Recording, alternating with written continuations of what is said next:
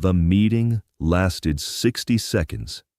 That is how long it took Muhammad Ali to end a conversation that the most powerful man in Central Africa had spent 3 months engineering, that had required the coordination of 2 governments and one of the largest sporting promotions in history, and that Mobutu Sese Seko had entered with the absolute certainty that he held every card worth holding. 60 seconds, 1 demand, 1 answer. And Mobutu Sese Seko, the man who had renamed his country, renamed his rivers, renamed himself, and executed cabinet ministers in football stadiums to make points about the nature of his authority, walked out of the room, looking at the floor. Nobody who was present in that room in Kinshasa in the weeks before the rumble in the jungle has ever told the complete story of what happened in those 60 seconds. It has been reconstructed across decades from fragments, interviews given years later, notes taken at the time by people whose names never appeared in newspapers, a single memo in the archive of the promotion company that surfaced in the early 2000s and that most boxing historians have still not read. The fragments, assembled with patience, tell a story about power that the official account of the Foreman fight has always obscured. The rumble in the jungle was presented to the world as a boxing match. What it actually was underneath the boxing was a negotiation between a man who had total control of everything within his borders and a man who had no institutional power whatsoever and who walked into that negotiation and won it in 60 seconds without raising his voice. To understand the 60 seconds, you have to understand Mobutu. Joseph Desire Mobutu had renamed himself Mobutu Sese Seko Kukung Bendu Wazabanga, which translated approximately as the all-powerful warrior who goes from conquest to conquest, leaving fire in his wake. This was not modesty.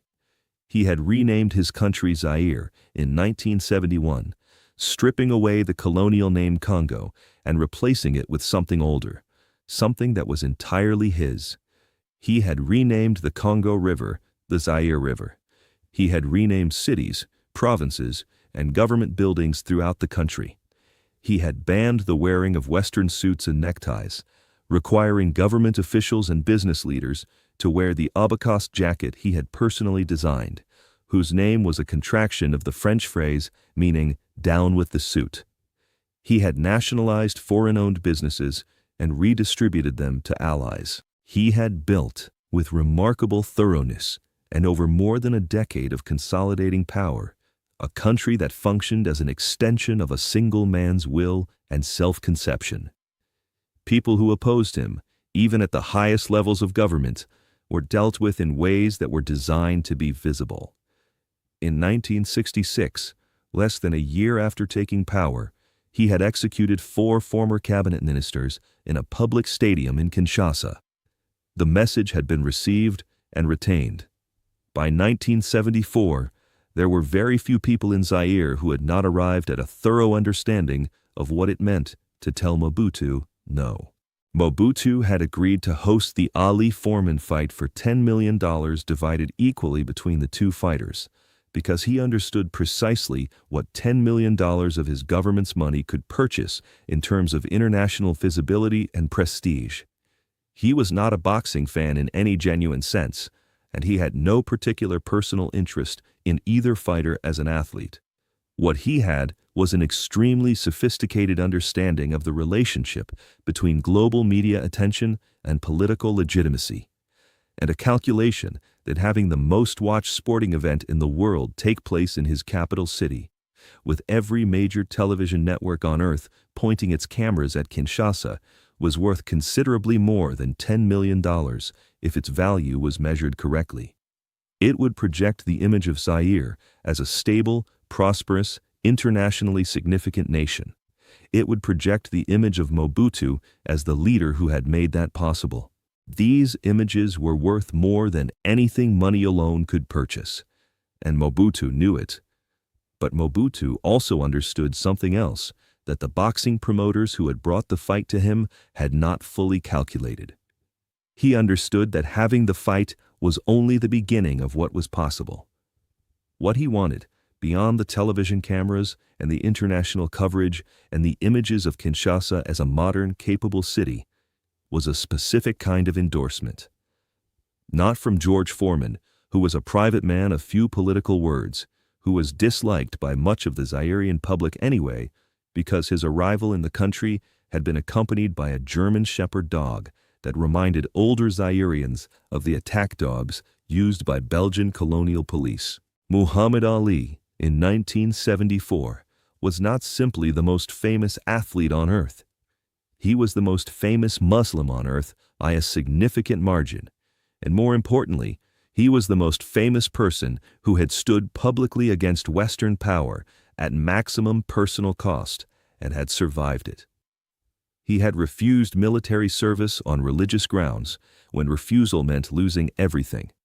He had been stripped of his title and his license, and had spent 3.5 years in a form of imposed invisibility while the government tried to make an example of him. He had come back. He had won back the title. He had not broken, had not recanted, had not made the accommodating statement that would have ended his exile earlier and saved him years of financial and professional difficulty. In countries across Africa and across the Muslim world, from Morocco to Indonesia, Muhammad Ali was not primarily understood as a boxer.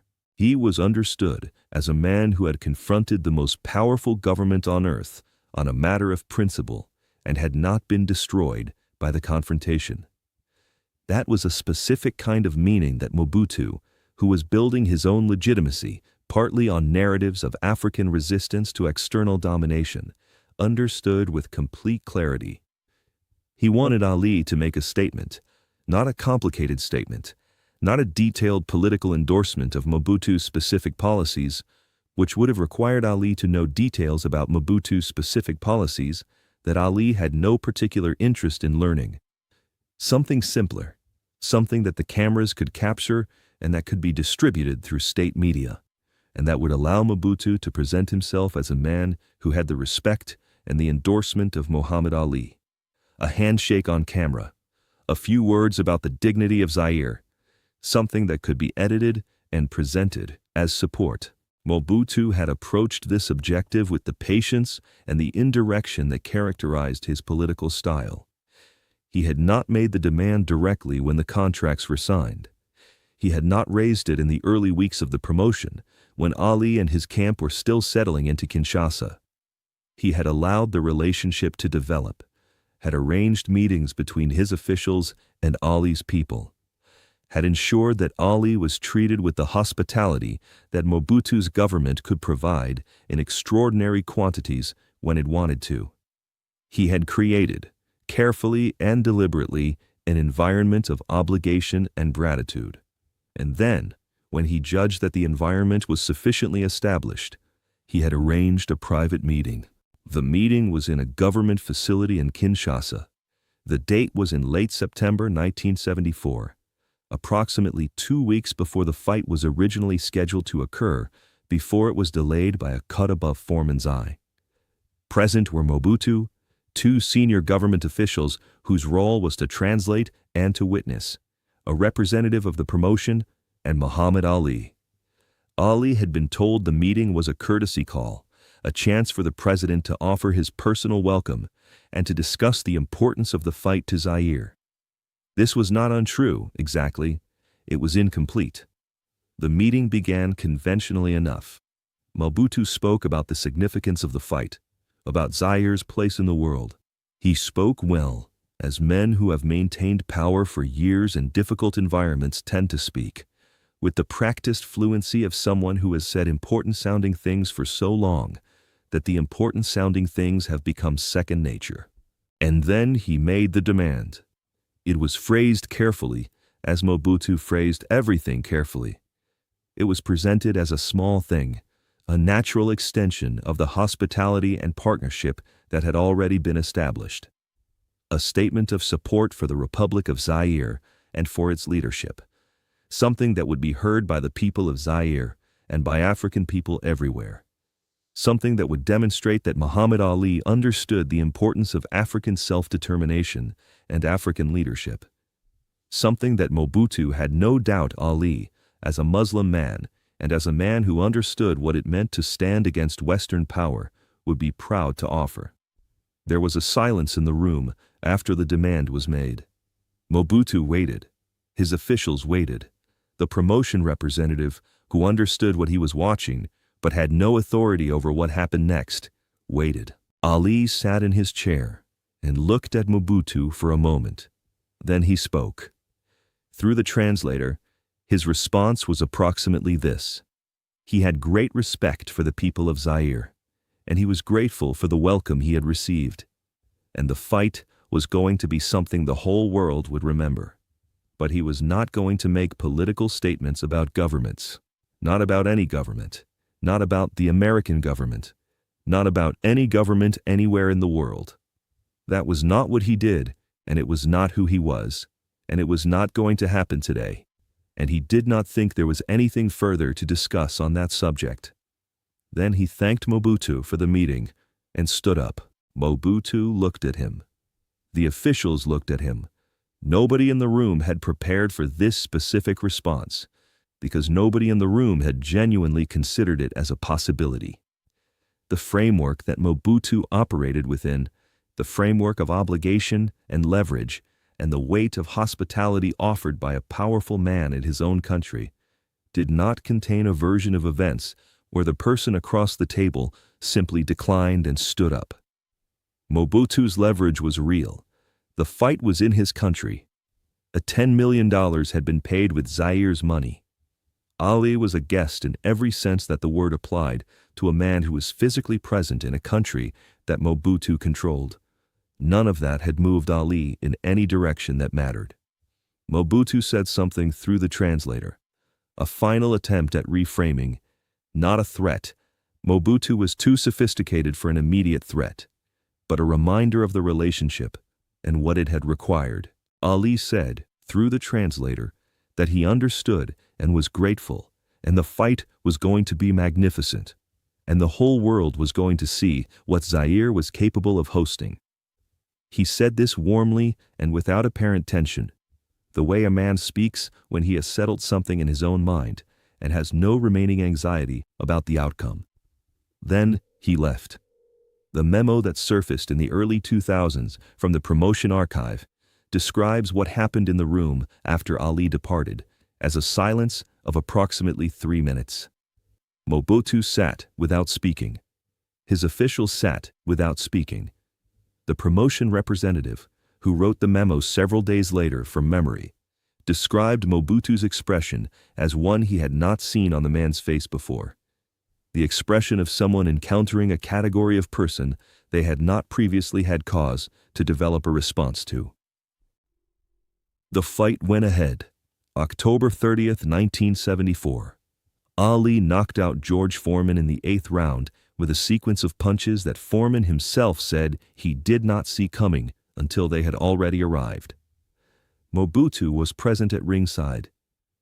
The cameras captured everything Mobutu had hoped they would capture. An African city, an African audience, an African moment. What the cameras did not capture was the meeting 3 weeks earlier, and the 60 seconds in which Muhammad Ali had demonstrated that the leverage that worked on everyone else in Mobutu's world did not work on him. Angelo Dundee, who was not present at the meeting but who heard about it from Ali within hours, was asked about it in an interview years later. He said he was not surprised. He said that one of the things he had understood about Ali after 20 years of working alongside him was that Ali had a completely settled understanding of what he would and would not do that was entirely independent of what the consequences were. That the consequences, large or small, immediate or distant, favorable or unfavorable, were processed after the decision, not before it. That most people made decisions by calculating consequences and then selecting the option with the best expected outcome. Ali made decisions by understanding who he was and then determining what that person would do. The consequences were not the input. They were what you dealt with afterward.